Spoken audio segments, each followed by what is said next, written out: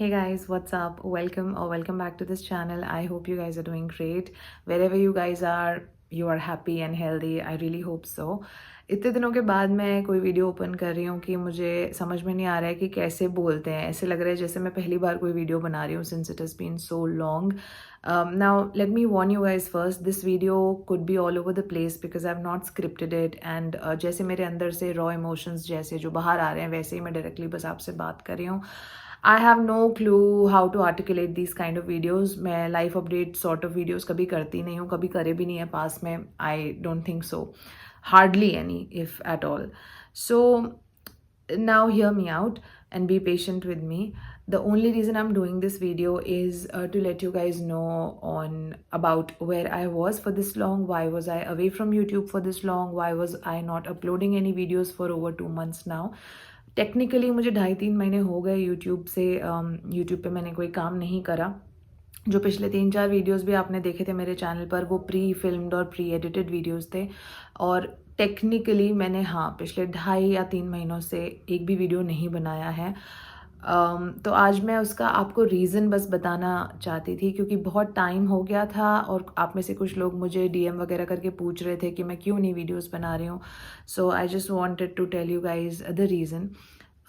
सबसे पहली बात यह है कि जून के महीने में I went through a major surgery जो कि that required me to rest for at least 1 to 2 months. I was advised proper bed rest. मुझे कोई काम नहीं करना था, ज़्यादा मूवमेंट नहीं करनी थी, अपना बहुत ध्यान रखना था. Now the details of the surgery are very very personal. It's a very emotional topic for me. So I really hope आप में से ज़्यादा लोग पूछेंगे नहीं उसके बारे में. आगे कभी फ्यूचर में हो भी सकता है मैं आपको बता भी दूँ जब ऐसा पॉइंट आए when I am comfortable talking about these things. But currently I am not at all. वो एक क्लोज चैप्टर हो गया है फ़िलहाल के लिए जिसके बारे में मैं सोचना नहीं चाहती. अदरवाइज़ मैं बहुत ही डार्क जोन में चली जाती हूँ. So I don't want to talk about that.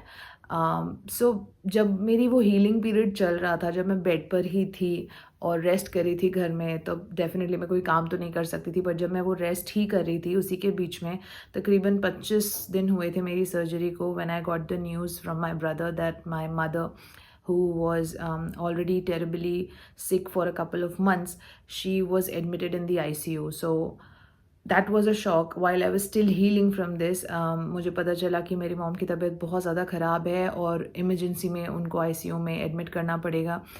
तो तुरंत मुझे ये भी नहीं पता था कि मैं ट्रैवल कर भी सकती हूँ कि नहीं बाय एयर. तो मैंने मेरे डॉक्टर से परमिशन ली और सारे प्रिकॉशंस ध्यान में रखते हुए किसी तरह I went there.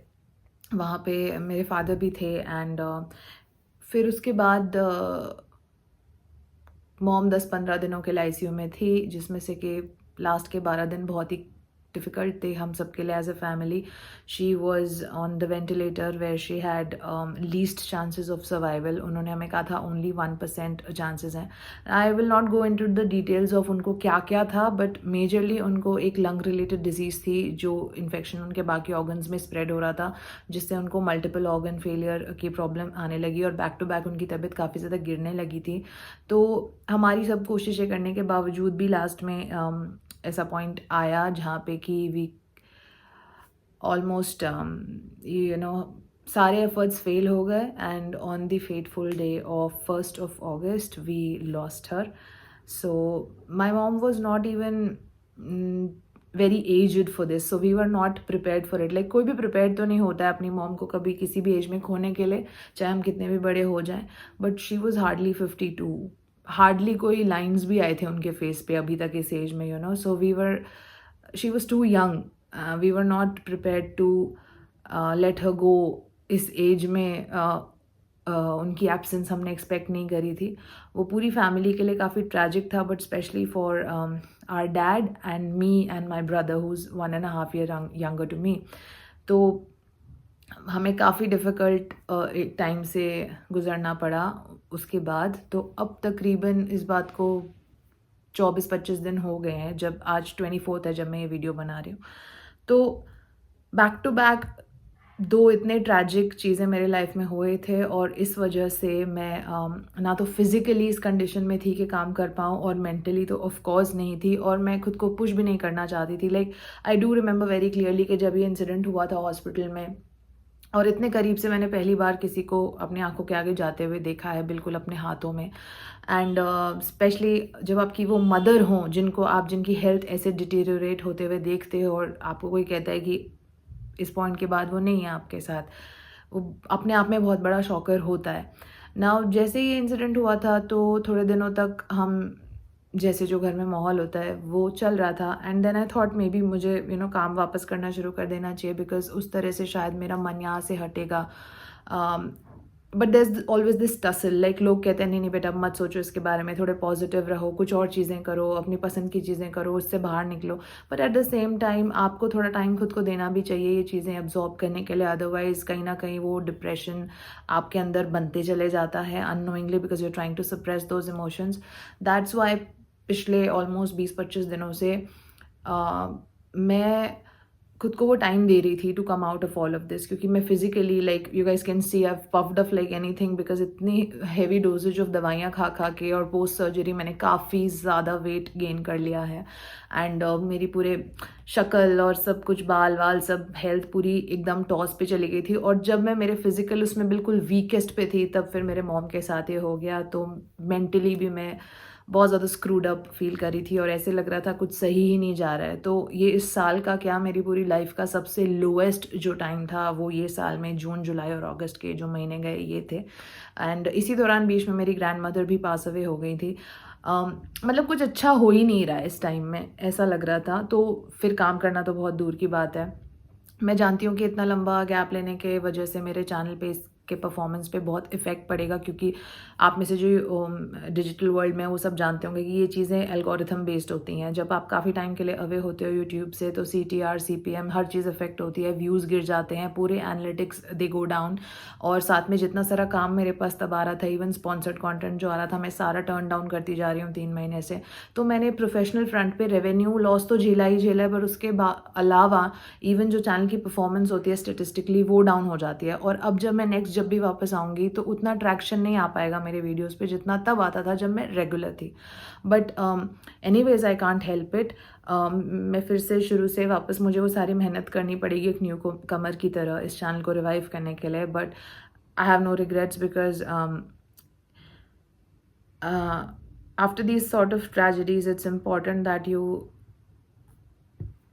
allow yourself that time to feel that pain, accept that it has happened, and then move ahead from that. और मुश्किल है लेकिन करना पड़ता है, और लाइफ भी आगे बढ़ानी तो पड़ती है, तो कुछ कर नहीं सकते, आप स्टक नहीं रह सकते हो पास्ट में। तो अब मुझे ऐसे लगता है कि अब जब थोड़े दिन बीत गए हैं, अब शायद मैं थोड़े से मेंटल फ्रेम में आई हूँ to resume work, so that मैं कुछ प्रोडक्टिव भी करूँ और मैं डिस्ट्रैक्ट भी होंगी यहाँ से और मैं कुछ आगे भी बढ़ूँगी। अदरवाइज़ 2-2.5 महीने से ऐसे लग रहा है जैसे एक जगह लाइफ स्टक हो गई है और हर दिन कोई ना कोई सैड न्यूज़ ही आती है, कुछ अच्छा चल ही नहीं रहा है लाइफ में। सो हर चीज़ में मन लगना बंद हो गया है। I don't want to remain like this for long. I have never been like that as a person for this long. Now I really want to come out of it. हो सकता है शुरू के कुछ वीडियोस में आपको I don't know quality उतनी up to the mark लगे भी या नहीं भी जैसे पहले थी, आप कुछ कंप्लेंट्स भी हो सकते हैं, but just be patient with me if you can, क्योंकि धीरे धीरे I am going to get back to being me. Allow me that time. I'm allowing the same to myself as well. So yeah guys, that's the purpose of this video, and also to let you know कि September 1 से यानी September month onwards से I'll try to be regular on this channel again. कम से कम मैं हफ्ते में at least एक या 2 वीडियोस जिस पेस पे भी मेरा माइंड मुझे अलाउ करेगा उस पेस पे मैं धीरे धीरे अपना काम वापस शुरू करूँगी. And I know it's a huge risk. आप में से कई लोग छोड़ के मुझे जा भी चुके होंगे, क्योंकि ये इतनी कम्पिटिटिव इंडस्ट्री है और आए दिन यहाँ इतने कॉन्टेंट क्रिएटर्स आते रहते हैं कि इट्स वेरी ईजी कि अगर थोड़े टाइम के लिए आपकी विजिबिलिटी इंटरनेट से गई तो लोग आपको भूल भी जाते हैं. I really can't help it. वो हो चुका होगा तो वो भी एक डैमेज है, उसके कॉन्सिक्वेंस भी मुझे लेने ही पड़ेंगे. But I have no regrets as I said, because ये मेरे लिए इस टाइम पे सबसे ज़्यादा इंपॉर्टेंट था कि मैं खुद को देखूं, अपनी फैमिली को देखूं इमोशनल फ्रंट पे. ये बहुत ज़्यादा ज़रूरी था मेरी मेंटल हीलिंग के लिए. And now that I am in the correct frame of mind, I will resume work but at my own pace. So September onwards you can look forward to seeing few videos, and till then या just stay tune for जितने भी लोग मेरे family में अभी YouTube family में मेरे साथ अभी तक भी हैं, आप सबको बहुत बहुत सारा thank you for hanging in their and sticking around and have standing bye my side. और बस वीडियो क्लोज करने के पहले इतना ही कहना चाहती हूँ यार कि कल के लिए ज़्यादा प्लान करके नहीं रखना चाहिए अपने, when it comes to your family and your loved ones, your closed ones, जो भी लोग आपके लाइफ में प्रेशियस हैं, even if they are your friends और फैमिली, वर्क प्लेस पे जो भी, even your pets, anyone who's close to you. ऐसे नहीं सोचो कि अरे 10-20 साल काम कर लेंगे, बहुत पैसे कमा लेंगे, फिर ये करेंगे उनके लिए, उनको ये खरीद देंगे, प्रेजेंट्स दे देंगे, उनको ट्रिप्स पे ले जाएंगे। मैंने भी मॉम के लिए बहुत सारे ड्रीम्स देखे थे कि मॉम को यहाँ ले जाऊँगी, ये कराऊँगी, वो कराऊँगी, बट लाइफ आपको उतना टाइम देती नहीं है।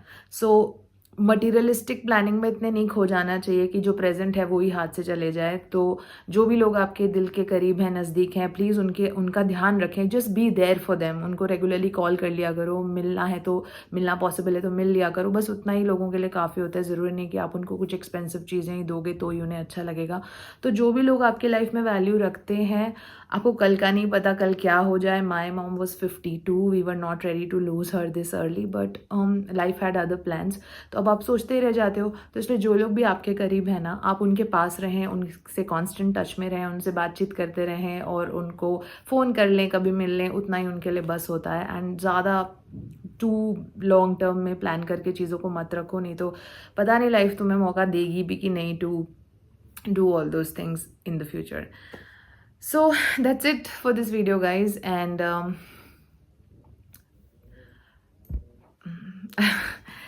I don't want to edit this video, so I am going to just इसको यहीं पे बंद करते हैं।